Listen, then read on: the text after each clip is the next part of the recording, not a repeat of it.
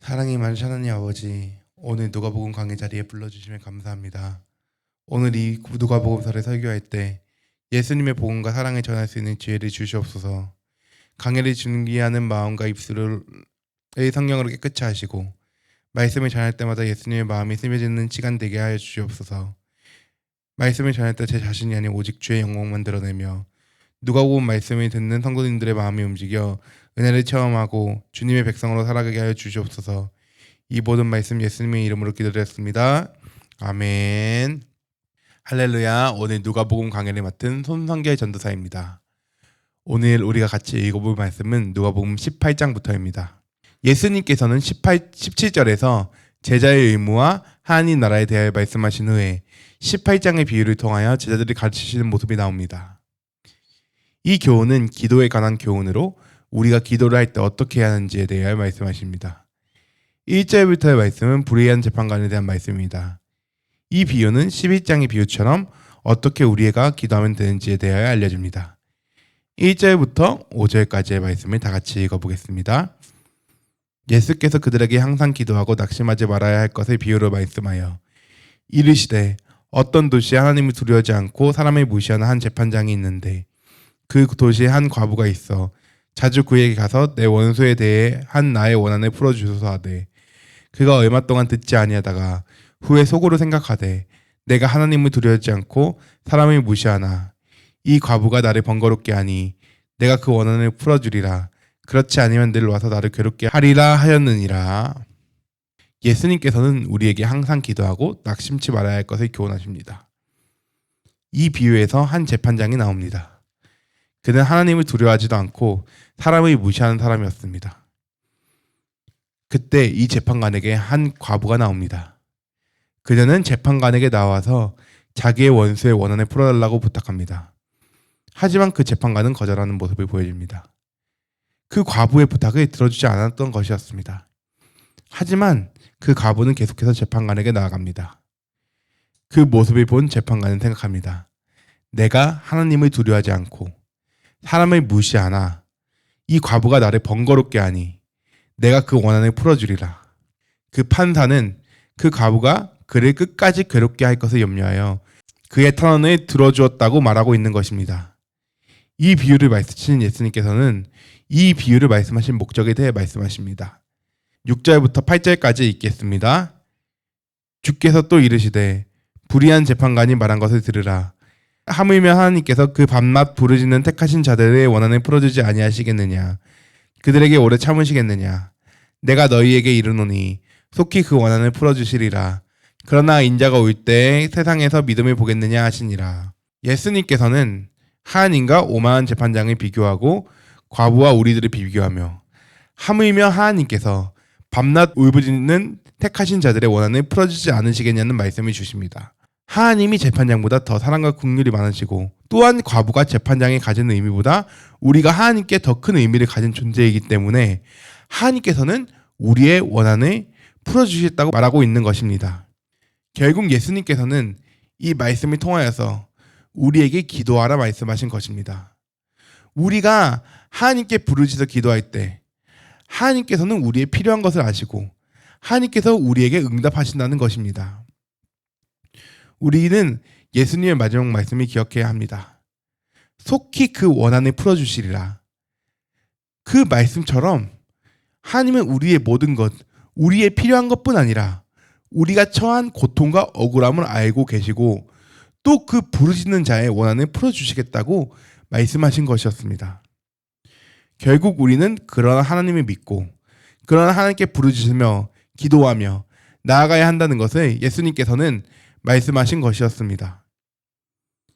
그 비유를 마치신 후 예수님께서는 자기를 의롭다고 믿고 다른 사람들을 멸시하는 자들에게 또 다른 비유로 말씀하시는 걸 볼 수가 있습니다. 9절부터 10절까지 한번 읽어보겠습니다.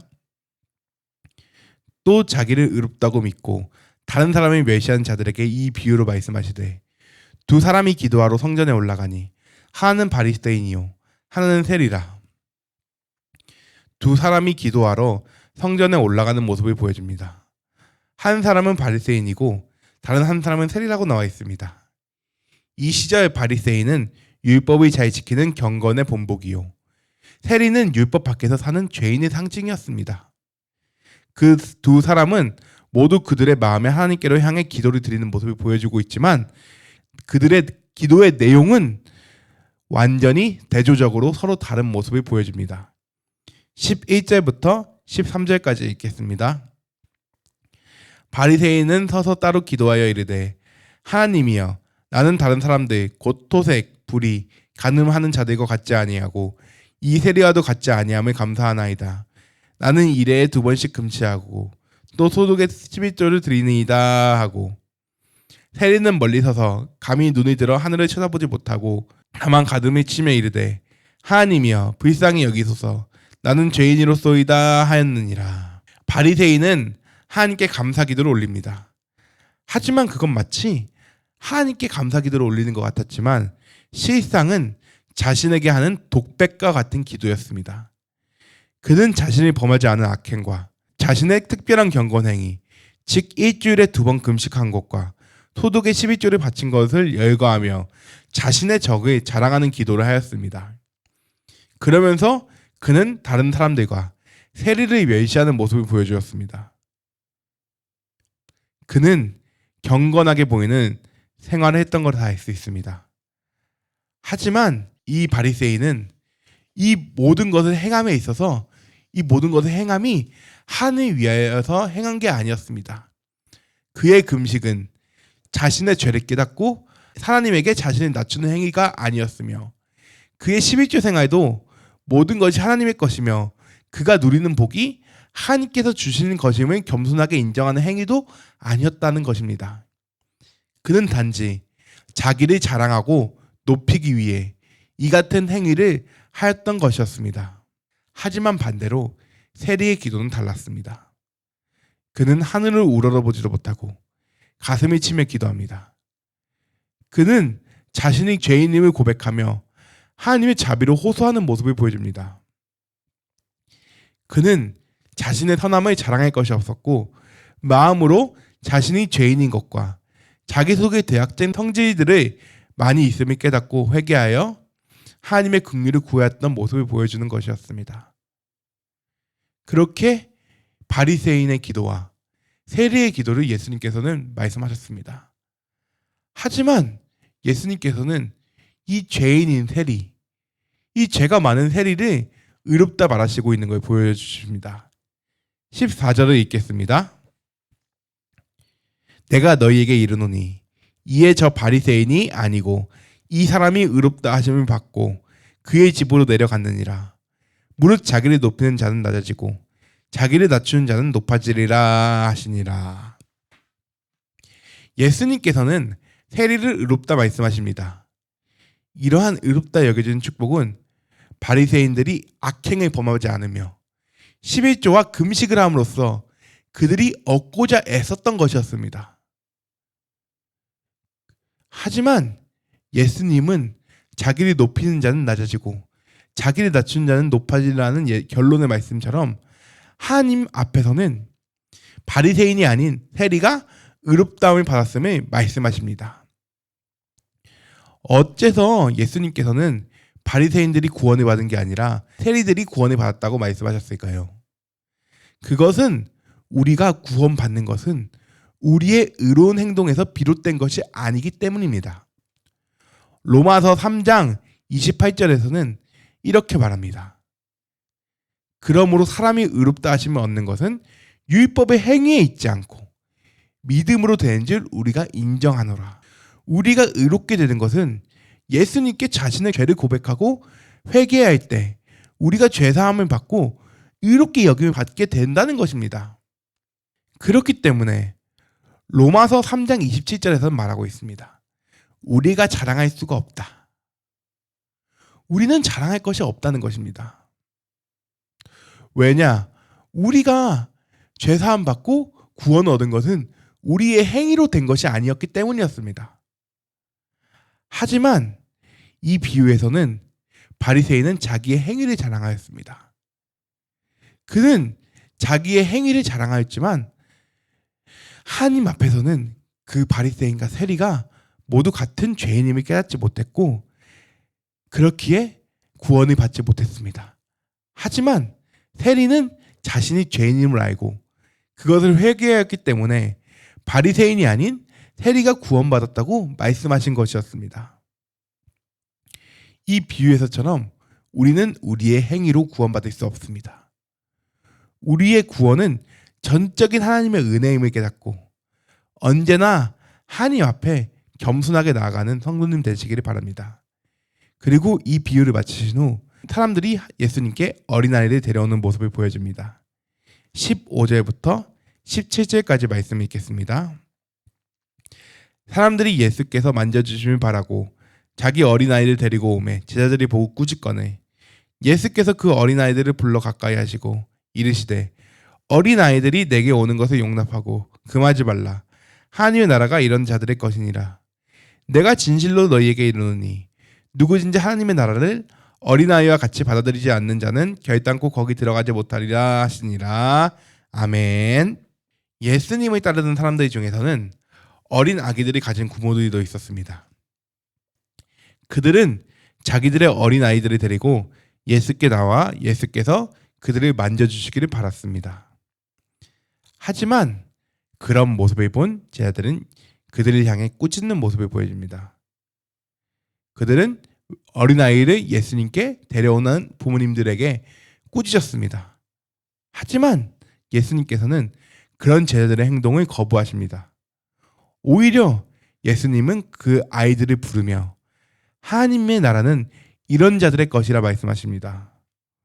오히려 이런 어린아이들과 같이 받아들이지 않으면 결단코 하나님의 나라에 들어갈 수 없다. 하나님의 나라에 들어갈 수 없다고 말씀하신 것이었습니다. 이러한 어린아이들에 대한 성격은 바로 앞에 기도의 이야기를 통해 정확히 알 수 있습니다. 바로 아이들이 부모에게 매달리며 말을 수용하듯이 예수님께 의존하며 예수님의 말씀을 순수하게 들을 수 있는 그것이야말로 하나님의 나라에 들어갈 수 있는 사람이었다는 것이었습니다. 예수님께서는 그 말씀을 마치신 후 어떤 관리가 예수님 앞에 나옵니다. 18절의 말씀을 읽어보겠습니다. 어떤 관리가 물어 이르되 선한 선생님이여 내가 무엇을 하여야 영생을 얻으리이까? 이 관리는 영생을 얻기 위한 방법을 알기 위해 예수님께 스스로 나왔습니다. 이 관리는 예수님의 선한 선생이시여 라고 말하는 모습을 보여줍니다. 하지만 그 말의 뜻은 예수님을 하나님으로 알지 못하고 단지 선한 선생으로 여겼다는 것입니다.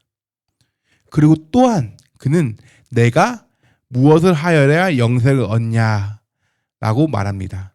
즉 그 사람이 행동, 즉 선한 행동을 통해 구원을 얻는다는 생각을 하고 있음을 뜻하고 있습니다. 그 생각을 하신 예수님께서는 그 관리에게 다시 한번 말합니다. 19절부터 21절까지 한번 읽어보겠습니다.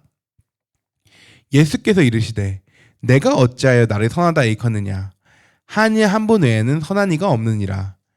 내가 계명을 안 하니 간음하지 말라, 살인하지 말라, 도둑질하지 말라, 거짓 증언하지 말라, 내 부모를 공경하라 하였느니라. 여짜오되 이것은 내가 어려서부터 다 지켰나이다. 예수님께서는 하나님 외에는 선한 분이 없다고 말씀하십니다. 즉 예수님께서는 선한 사람이 아무도 없으며 사람들은 다 악하다 말씀하신 것이었습니다. 그러면서 예수님께서는 10계명 중에서도 사람에 대한 계명, 즉 6번째부터의 계명을 지켰는지 질문하셨습니다. 그 말을 들은 관리는 자신은 어려서부터 모든 계명을 다 지켰다고 당당하게 말합니다.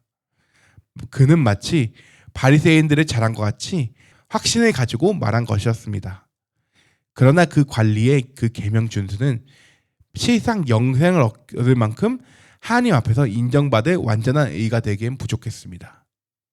하지만 그 관리는 그것을 깨닫지 못하고 있어 예수님의 말씀 앞에서 그 대답을 당당하게 할 수 있었던 것이었습니다. 그래서 그 말씀을 들은 예수님께서는 그 관리에게 추가로 말씀하십니다. 22절부터 23절까지 읽어보겠습니다. 예수께서 이 말을 들으시고 이르시되 내게 아직도 한 가지 부족한 것이 있으니 내게 있는 것을 다 팔아 가난한 자들에게 나눠주라. 그리하면 하늘에서 내게 보화가 있으리라. 그리고 와서 나를 따르라 하시니 그 사람이 큰 부자이므로 이 말씀을 듣고 심히 근심하더라. 예수님께서는 그 관리가 부족한 것이 있다 말합니다. 그것은 바로 재물에 대한 애착이었습니다. 따라서 예수님은 그가 가지고 있는 것을 다 팔아 가난한 자들에게 나눠주고 자기를 따르라 말씀하십니다. 그 관리는 자신의 모든 세상적인 안전으로부터 스스로 벗어나게 한 다음에 예수님의 쫓기를 예수님이 요구하신 것이었습니다. 즉 재물보다 하나님을 먼저 생각하게 되면 그의 보화는 하늘에 안전하게 쌓여질 것이고 더 이상 오직 땅에만 쌓아둘 재물이 되지 않을 것이었습니다. 하지만 그 말을 들은 관리는 자기가 가진 것이 많아 심히 근심하였다고 말합니다. 그는 영생을 얻고 싶은 마음이 있었지만 자신이 가지고 있었던 그 많은 재물을 버릴 수가 없던 것이었습니다. 그 근심하는 모습을 본 예수님께서는 말씀하십니다. 24절부터 26절까지 읽겠습니다. 예수께서 그를 보시고 이르시되 재물이 있는 자는 하나님의 나라에 들어가기 얼마나 어려운지 낙타가 바늘기로 들어가는 것이 부자가 하나님의 나라에 들어가는 것보다 쉬우니라 하시니라. 부자는 하나님의 나라에 들어가기가 낙타가 바늘기로 들어가는 것보다 더 어렵다라고 말씀하십니다. 이는 자신의 재산이 많아서 하나님보다 자신의 재산을 더 의지하기 때문이었습니다. 그래서 예수님께서는 이 말씀을 통해 얘기하신 것입니다. 우리가 돈에 마음을 두면 안 된다. 우리는 돈에 마음을 주고 재물에 우리의 생각을 가지고 있는 게 아니라 오직 하나님께 마음을 두고 하나님만을 섬겨야 된다 라고 말씀하신 것이었습니다. 우리가 이 관리처럼 돈에 마음을 줄 때 우리는 하나님을 섬기지 못하게 되며 또한 하나님을 섬기지 못하고 하나님의 선물인 영원한 영생을 얻을 수 없게 된다는 것이었습니다. 사도 바울은 디모데전서 6장 9절에서 10절에 이렇게 말합니다. 부하게 하는 자들은 시험과 오유무와 여러 가지 어리석고 해로운 욕심에 떨어지나니 곧 사람으로 파멸과 멸망에 빠지게 하는 것이라. 돈의 사랑함이 일만 악의 뿌리가 된다. 결국에는 우리가 돈을 의지하고 우리가 돈을 사랑하게 되면은 결국에는 우리가 믿음에서 떠나게 되고 하나님을 버리게 된다고 말씀하시는 겁니다. 그래서 이 관리처럼 결국에는 영생에 대한 길을 알아도 우리가 그 영생의 길로 가지 못하고 결국 우리가 영원한 지옥에 빠지게 된다는 것입니다. 그 말씀을 들은 제자들은 그러면 어떻게 구원을 받을 수 있는지에 대해 물어보기 시작합니다. 26절부터 30절까지 읽겠습니다. 듣는 자들이 이르되 그런즉 누가 구원을 얻을 수 있겠나이까? 이르시되 무릇 사람이 할 수 없는 것은 하나님은 하실 수 있느니라. 베드로가 여짜오되 보옵소서 우리가 우리의 것을 다 버리고 주를 따랐나이다. 이르시되 내가 진실로 너희에게 이르노니 하나님의 나라를 위하여 집이나 아내나 형제나 부모나 자녀를 버린 자는 현세의 여러 배를 받고 내세의 영생을 받지 못할 자가 없느니라 하시니라. 예수님께서는 구원을 누가 얻을 수 있겠느냐는 질문에 사람이 할 수 없는 것은 하나님은 하실 수 있다라고 말씀하십니다. 즉 구원은 사람이 얻을 수 있는 것이 아니라는 것입니다. 사람이 자기의 노력으로 얻을 수 있는 것이 아니라는 것이었습니다. 구원은 오직 하나님이 우리에게 주시는 전적인 은혜이며 선물이라는 것입니다. 그 관리는 영원한 생명을 얻고 싶어야 했습니다. 하지만 그 영생은 자기가 무엇을 하였다, 자기가 어떤 선행을 하였다, 그렇다고 얻어지는 것이 아니었다는 것입니다. 오직 하나님만이 오직 은혜로 그리고 오직 믿음으로써 얻을 수 있는 것이었습니다. 베드로는 그 말씀을 듣고 우리가 우리의 것을 다 버리고 주를 따랐다라고 말씀하십니다. 베드로가 어부일 때 예수님의 기적을 보았고 그는 예수님이 그리스도 메시아 되심을 알았습니다. 따라서 베드로는 모든 것을 버리고 예수님을 따라왔습니다. 그것을 아신 예수님께서는 하나님의 나라를 위하여 집이나 아내나 형제나 부모나 자녀를 버린 자는 현세의 여러 배를 받고 내세의 영생을 받지 못할 자가 없느니라 말씀하십니다. 하나님께서는 세상의 모든 것을 버리고 예수님을 따라온 자들에게 영생을 약속하시며 이 땅에서의 보상도 약속하십니다. 예수님께 영생을 구했던 그 관리는 자기의 재물로 인해 예수님을 따르는 것을 포기했습니다. 하지만 예수님께서는 하나님만을 위해 사는 삶은 하나님께서 채워주신다, 하나님께서 보답해 주신다 말씀하신 것이었습니다. 그 말씀을 마치신 후 예수님께서는 자기의 죽음과 부활에 대하여 말씀하시기 시작하십니다. 31절부터 34절까지 읽겠습니다. 예수께서 12 제자를 데리시고 이르시되 보라 우리가 예루살렘으로 올라가노니 선지자들을 통하여 기록된 모든 것이 인자에게 응하니라. 인자가 이방인들에게 넘겨서 희롱을 당하고 능욕을 당하고 침뱉음을 당하겠으며 그들은 채찍질하고 그를 죽일 것이나 그는 3일 만에 살아나니라 하시되 제자들이 이것을 하나도 깨닫지 못하였으니 그 말씀이 감추었으므로 그들이 그 이르신 바를 알지 못하였더라. 예수님은 예루살렘으로 올라가는 여정에서 자신을 고난받아 죽을 것이나 3일 만에 부활하실 것을 예고하십니다. 예수님께서는 예루살렘에서 당하실 자신의 고난과 죽음을 아시면서도 그리로 올라가셨고 그때 그는 선지자들로 기록된 모든 것이 인자에게 응하리라고 말씀하십니다. 이는 메시아의 예언된 말씀, 즉 메시아의 죽음과 부활에 대한 예언이 성취될 것이며 임박해 오는 예수님의 순환이 하나님의 구원 계획이라는 것을 알려주신 것이었습니다. 예수님께서는 앞서 우리에게 하나님의 말씀에 우리가 순종하며 하나님을 따름으로써 영생을 얻을 수 있다는 말씀을 하셨습니다. 그리고 예수님께서는 이 말씀을 하심으로써 그 모범을 보여주시는 것이었습니다. 예수님은 자기가 고난을 받고 죽게 될 것을 알고 있었습니다. 하지만 예수님은 자신이 해야 될 것에 순종하셨습니다. 이것이 우리가 본받아야 될 예수님의 모습입니다. 예수님은 이 말씀을 통해 우리에게 순종의 자세를 말씀하신 것입니다. 하지만 예수님은 여기서 고난받고 죽은 것을 끝나는 것이 아닌 다시 부활하신 것을 말씀하십니다. 즉 우리가 영생을 얻고 구원을 받아 하나님의 나라에 들어가는 것은 예수님의 순환과 죽음을 통해서 이루어지는 것임을 말하고 있던 것이었습니다. 고린도전서 15장 20절에서는 예수님께서는 잠자는 자, 즉 죽은 자들의 첫 열매가 되셨다고 말하고 있습니다. 예수님께서는 다시 부활하심으로써 우리도 예수님같이 죽은 후 다시 부활하여 영원한 저 천국으로 갈 것을 말씀해 주신 것입니다. 하지만 그 말씀을 들은 제자들은 그 뜻을 아직 이해하지 못하는 모습을 보여줍니다. 그 후 예수님께서는 한 맹인을 고쳐주시는 모습을 보여주십니다. 35절부터 39절까지 읽겠습니다. 여리고에 가까이 가셨을 때 한 맹인이 길가에 앉아 구걸하다가 무리가 지나감을 듣고 이 무슨 일이냐고 물은데 그들이 나사렛 예수께서 지나가신다 하니 맹인이 외쳐 이르되 다윗의 자는 예수여 나를 불쌍히 여기소서 하거늘 앞서 가던 자들이 그리 꾸짖어 잠잠하라 하되 그가 더욱 크게 소리질러 다윗의 자손이여 나를 불쌍히 여기소서 하는지라. 예수님께서는 그 말씀을 마치신 후에 여리고로 가셨습니다. 그때 한 맹인이 구걸하다 예수님이 지나가신다는 소리를 듣고 큰 소리를 외쳐 예수님의 자비를 구하는 모습을 보여줍니다. 그는 예수님을 알고 있었고 자신을 치유해 주실 분을 알고 계셨습니다. 따라서 그는 다윗의 자손 예수여 라고 소리칩니다.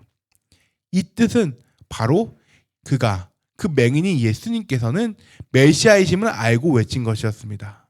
그 맹인의 마음속에는 예수께서 바로 구약에서 예언된 메시아라는 믿음이 있었습니다. 그래서 다른 사람이 시끄럽다고 꾸짖을 때도 그는 더 크게 소리 높여서 예수님께 자신을 불쌍히 여겨달라 소리친 것이었습니다. 그 소리를 들으신 예수님께서는 말씀하십니다. 40절부터 43절까지 읽겠습니다. 예수께서 머물러 서서 명하여 데려오라 하셨더니 그가 가까이 오매 물어 이르시되 내게 무엇을 하여 주기를 원하느냐? 이르되 주여 보기를 원하나이다. 예수께서 그에게 이르시되 보라 내 믿음이 너를 구원하였느니라 하시매 곧 보게 되어 하나님의 영광을 돌리며 예수를 따르니 백성이 다 이를 보고 하나님을 찬양하더라. 예수님께서는 거기에 머물러 서셨고 그를 데려오라고 명하십니다. 예수님께서는 그에게 내가 무엇을 하여 주기를 원하느냐 라고 물으셨고 그는 주여 보기를 원하나이다 라고 말합니다. 그 말을 들으신 예수님께서는 그의 눈을 뜨게 해주셨습니다. 그것은 실로 하나님의 능력이었습니다. 하나님만이 맹인의 눈을 뜨게 만드실 수 있습니다. 맹인의 믿음이 바탕이 된 간절한 간구 때문에 그는 구원을 얻고 눈이 뜨이는 기적을 경험하게 되었습니다. 그가 기적을 체험한 단 한 가지 이유는 맹인이 예수님을 다윗의 자손, 즉 메시아임을 알고 있었다는 데 있었습니다. 그는 예수님이 그리스도 메시아이심을 알고 그것을 믿고 고백함으로써 그가 치유함을 받게 된 것이었습니다. 그러고 그는 치유함을 받고 예수님을 따라갔다라고 말하고 있습니다. 이처럼 예수님을 진정 메시아로 믿었기 때문에 그는 치유받고 구원받을 수 있었던 것이었습니다. 18장에서는 예수님께서는 이 세상의 것을 따르지 말고 오직 하나님만 따라가며 순종할 것을 말씀하셨고 그것에 대해 자기도 순종하시는 모습을 보여주십니다. 또한 그렇게 하나님을 따라갈 때 이 세상에서는 우리의 필요한 것을 채워주시며 또 저 영원한 천국을 보상으로 준비하여 주신다 말씀하셨습니다. 우리가 세상에 살아갈 때 돈은 필요합니다. 하지만 그 돈이 하나님보다 우선하여지면 절대 안 된다는 것입니다. 우리가 돈을 보며 살아갈 때 우리는 이 세상에서도 불행해집니다. 이 세상 속에서도 불행하고 또한 죽은 후에서도 영원한 천국을 받지 못해 불행해집니다. 따라서 우리는 언제나 하나님만을 먼저 바라보는 삶을 살아야 됩니다. 우리가 하나님을 바라볼 때 나머지는 하나님께서 채워주심을 믿고 나아가는 삶 되시기를 기도합니다. 아멘. 그럼 누가복음 19장을 읽겠습니다.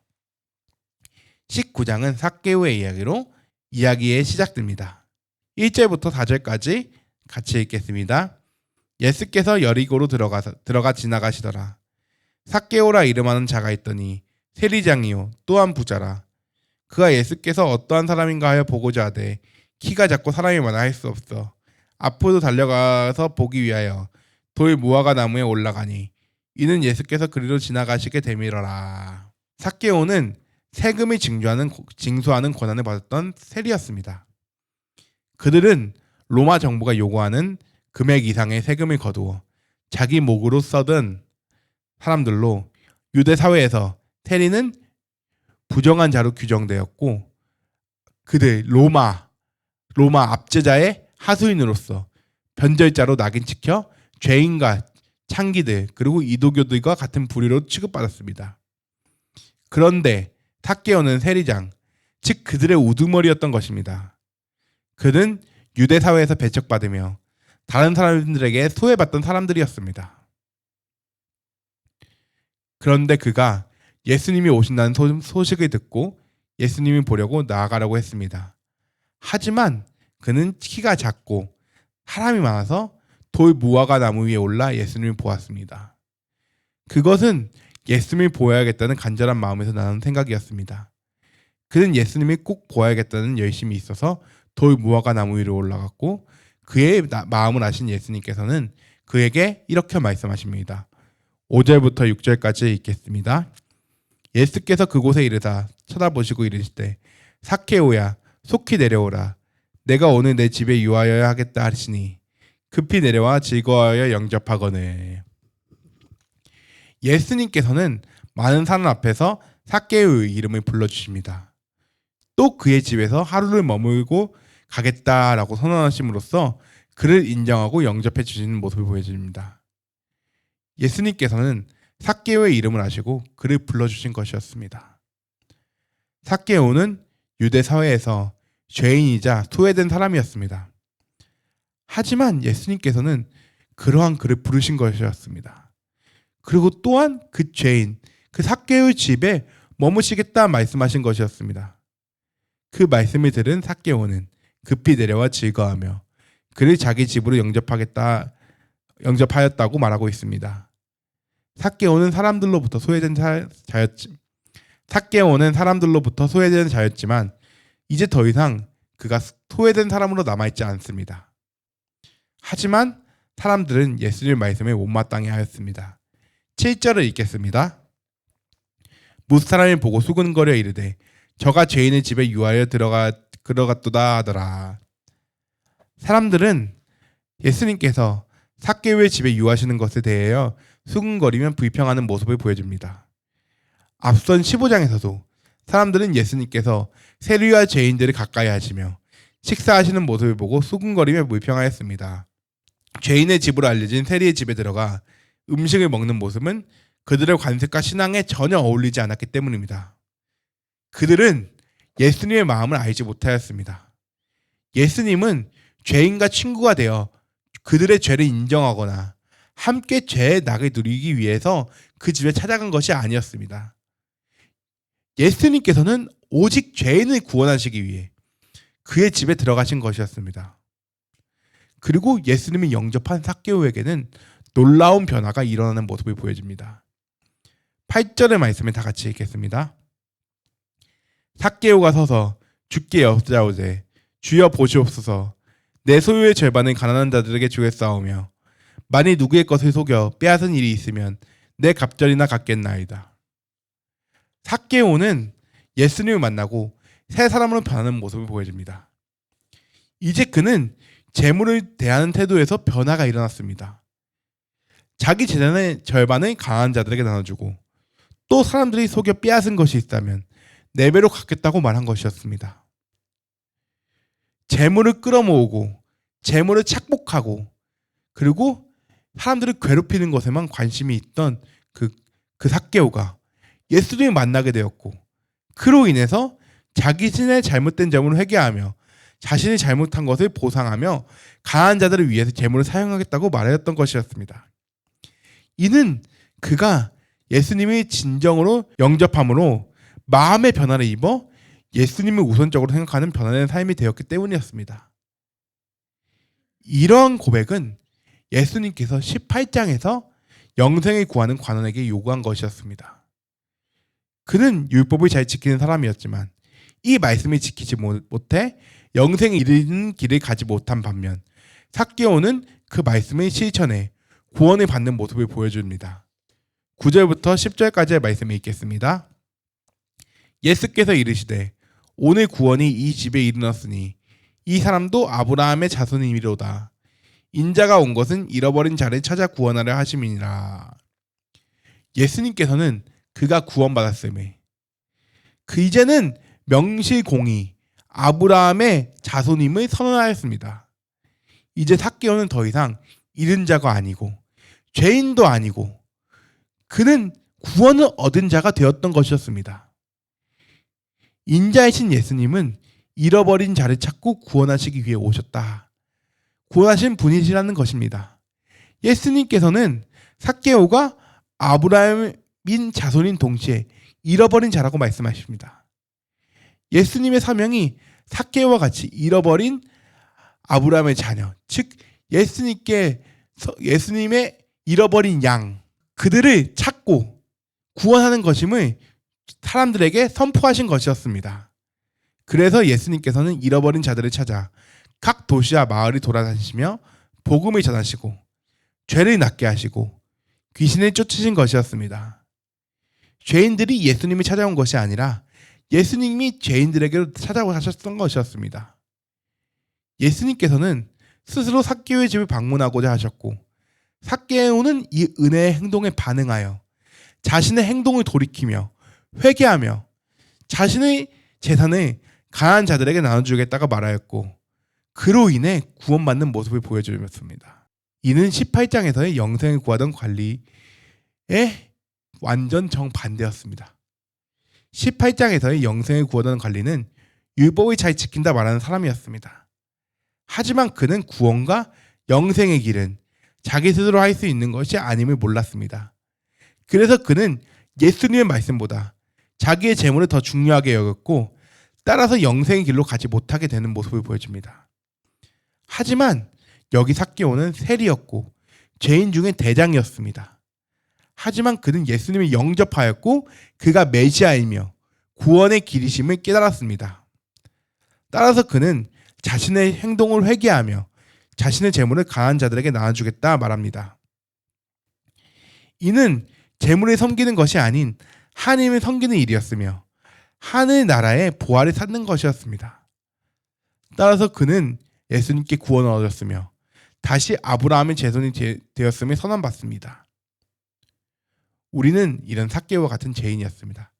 하지만 예수님께서 우리를 부르셨고 우리를 구원해 주셨습니다. 그렇기에 우리도 삭개오와 같이 자신의 죄를 회개하며 다른 사람을 도와주는 사람이 되기를 소원합니다. 하나님의 자녀로 이 세상에 살아갈 때 소외받고 천대받는 이들을 찾아가 그들의 아픔과 눈물을 닦아주시기를 예수님 이름으로 소원합니다. 그리고 예수님께서는 이 말씀을 마치신 후 밖에서 수군대던 자들에게 비유의 말씀을 하십니다. 11절 말씀을 읽겠습니다. 그들이 이 말씀을 듣고 있을 때 비유를 더하려 말씀하시니 이는 자기가 예루살렘에 가까이 오셨고 그들 하나님의 나라가 당장에 나타날 줄로 생각함이라. 사람들이 예수께서 삭개오에 대해 하신 말씀을 듣고 그때 예수님께서는 비유를 더해 말씀하십니다. 예수님께서 이 비유를 하신 까닭은 자기가 예루살렘 성에 가까이 왔고 사람들은 하나님 나라가 당장에 나타날 줄로 생각하였기 때문입니다. 이들은 이 세상에 하나님 나라가 임할 거라고 생각하였습니다. 그들은 이스라엘, 예루살렘에 하나님 나라가 나타나 그들을 압도하는 자들, 즉 로마를 무찌르고 그리고 그 메시아 왕국이 새롭게 출현될 것이라고 생각하였습니다. 그들이 생각하는 하나님의 나라는 왕국이자 세상의 왕국이자 정치적으로 독립된 왕국이었습니다. 그런데 예수님께서는 예루살렘에 입성하시고자 하는 이유가 죄인들을 대신하여 십자가에 죽기 위함이었습니다. 하나님의 나라는 예수 그리스도의 오심으로 영적으로는 이미 시작되었고 예수님께서 죽으시고 부활하신 후에 승천하시고 다시 오실 때 재림하실 때 영광스럽고 드러나고 완성되어질 나라였습니다. 그렇기 때문에 예수님께서는 열 문화의 비유를 말씀하십니다. 12절부터 14절까지의 말씀을 읽겠습니다. 이르시되 어떤 귀인이 왕위를 받아가지고 오려고 먼 나라로 갈 때 그 종 열을 불러 은하 열 문화를 주며 이르되 내가 돌아올 때까지 장사하라 하리라. 그런데 그 백성이 그를 미워하여 사자를 뒤로 보내어 이르되 우리는 이 사람이 우리의 왕됨을 원하지 아니하나이다 하였더라. 여기서 이 귀인은 예수님 자신을 가르치십니다. 예수님께서 왕위를 받아가시러 그 먼 나라를 가셨다는 것은 예수님께서 결국에는 부활하시고 승천하셔서 하나님 아버지께로 가셨다라는 것을 말씀하시고 계십니다. 그 귀인은 그 종 10명을 불러 은 10문화를 주며 내가 돌아오기까지 장사하라고 말합니다. 그것은 예수님께서 우리에게 주신 임무를 가르치던 것이었습니다. 그런데 그 백성은 그 귀인을 미워하여 사자를 뒤로 보내어 말합니다. 우리는 이 사람 우리의 왕됨을 원치 아니하노이다. 그 백성은 하나님을 이 예수님을 멀리 떠나 이제 예수님을 적대하고 예수님의 행동에 반대하는 모습을 보여줬던 것입니다. 하지만 그 귀인은 왕위를 가지고 다시 돌아왔습니다. 즉 예수님께서 이 땅에 다시 돌아오신 것이었습니다. 그리고 그 종들을 부르십니다. 15절부터 27절까지 읽겠습니다. 귀인이 왕위를 가져가지고 돌아와서 은하를 준 종들이 각각 어떻게 장사했는지를 알고자 하여 그들을 부르니 그 첫째가 나와 이르되 주인이여 당신의 한 은하로 10문화를 남겼나이다. 주인이 이르되 잘하였다 착한 종이여 내가 지극히 작은 것에 충성하였으니 10고의 권세를 차지하라 하고 그 둘째가 와서 이르되 주인이여 당신의 한 문화로 5문화를 만들어나이다. 주인이 그에게도 이르되 너도 5고를 차지하라 하고 또 한 사람이 와서 이르되 주인이여 보소서 당신의 한 문화가 여기 있나이다. 내가 수건으로 싸 두었나이다. 이는 당신의 엄한 사람인 것을 내가 무서워함이라. 당신이 두지 않은 것을 취하고 심지 않은 것을 거두나이다. 주인이 이르되 악한 종아 내가 내 말로 너를 심판하노니 너는 내가 두지 않은 것을 취하고 심지 않으하는 것을 거두는 엄한 사람인 줄로 알았느냐. 그리하면 어찌하여 내 돈을 은행에 맡기지 아니하느냐. 그리하였으면 내가 와서 그 이자와 함께 그 돈을 찾았으리라 하고 곁에 서는 자들에게 이르되 그 한 문화를 빼앗아 열 문화에 있는 자들에게 주라 하니 그들이 이르되 주여 그에게 이미 열 문화가 있나이다. 주인이 이르되 내가 너희에게 말하노니 무릇 있는 자는 받겠고 없는 자는 그 있는 것도 빼앗기리라. 그러고 그 내가 왕됨을 원하지 아니하던 저 원수들을 이리로 끌어다가 내 앞에서 죽이라 하였느니라. 첫 번째 종은 한 문화를 가지고 열 문화를 남겼습니다. 첫째 종이 이제 주인의 문화로 일을 해서 10배의 이익을 남겼다라고 말하고 있는 것입니다. 그때 왕위를 받은 주인은 첫째 종의 착함과 충성에 대해서 칭찬해 주십니다. 그리고 그 10골의 권세를 그 첫째 종에게 주었습니다. 첫째 종은 이 주인이 명한 것을 충성하였기에 주인으로부터 칭찬과 보상을 받았던 것이었습니다. 그리고 둘째 종도 한 문화로 5문화를 남겼습니다. 그 둘째 종은 주인으로부터 5골을 맡을 임무를 부여받았습니다. 그 귀인, 즉 예수님께서는 주님께서 맡기신 사명을 잘 감당한 사람들에게 상을 주신 것이었습니다. 하지만 마지막 세 번째 종은 주인의 말에 순종하지 않았습니다. 그는 주인은 엄한 사람이라 두지 않은 것을 취하고 심지 않은 것을 거두나이다 말하며 수건으로 싼 문화를 다시 전해주는 모습을 보여줍니다. 그는 주인에 대해 합당치 않은 생각을 한 것을 보여주었던 것이었습니다.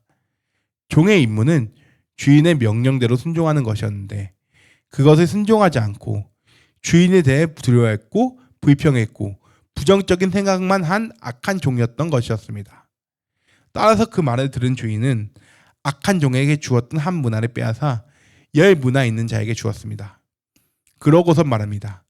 내가 너희에게 말하노니 무릇 있는 자는 받겠고 없는 자는 그 있는 것도 빼앗기리라.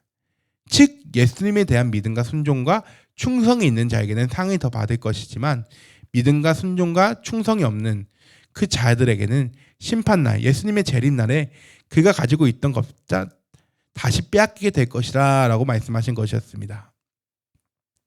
그 세 번째 종은 주인, 즉 예수님에 대하여 잘못된 생각을 가지고 있었습니다. 그렇기에 그는 예수님의 말에 순종치 않았고 결국 자신이 가지고 있는 것조차 빼앗기는 모습을 보여줍니다. 예수님께서는 우리에게 각각 주신 사명이 있었습니다. 그것을 우리가 행할 때, 즉 예수님을 믿고 충성해야 하며 우리가 그렇게 할 때 예수님께서는 우리를 위해 선물을 준비하신다는 것이었습니다. 우리가 만약 그렇게 하지 않으면은 마치 이 약한 종처럼, 그리고 또한 이 귀인을 반대하여 그 반대하던 사람들이 임한 것처럼 결국 그들이 죽는 것처럼 우리도 영원한 저 천국을 얻지 못하고 죽게 된다는 것이었습니다. 결국 이 말씀을 통해서 예수님께서 우리에게 바라는 것은 순종이었습니다. 우리가 순종하며 예수님을 따라갈 때 그분은 우리의 삶 속에서 우리와 함께 하시고 우리의 이 세상에 필요한 것을 채워주시며 우리에게 저 영원한 천국을 선물로 주시겠다고 말씀하신 것이었습니다. 그렇기 때문에 예수님은 이 비유와 여러 말씀을 통해서 그리고 사람들에게 이제 여러 가지 구원을 선포하시면서 이 예수님께서는 순종을 요구하신 것이었습니다. 그렇기에 언제나 예수님께 순종하며 예수님께 순종으로 나아가는 우리 성도님들 되시기를 예수님의 이름으로 기도합니다. 아멘. 오늘 주기도문 하심으로 이제 누가복음 강해를 마치겠습니다. 하늘에 계신 우리 아버지여, 이름이 거룩히 여김을 받으시오며 나라가 임하시오며 뜻이 하늘에서 이루어진 것 같이 땅에서도 이루어지이다. 오늘 우리에게 일용할 양식을 주시옵고 우리가 우리에게 죄 지은 자를 사하여 준 것 같이 우리의 죄를 사하여 주옵시고 우리를 시험에 들게 하지 마옵시고 다만 악에서 구하옵소서. 대개 나라와 권세와 영광이 아버지께 영원히 있사옵나이다. 아멘.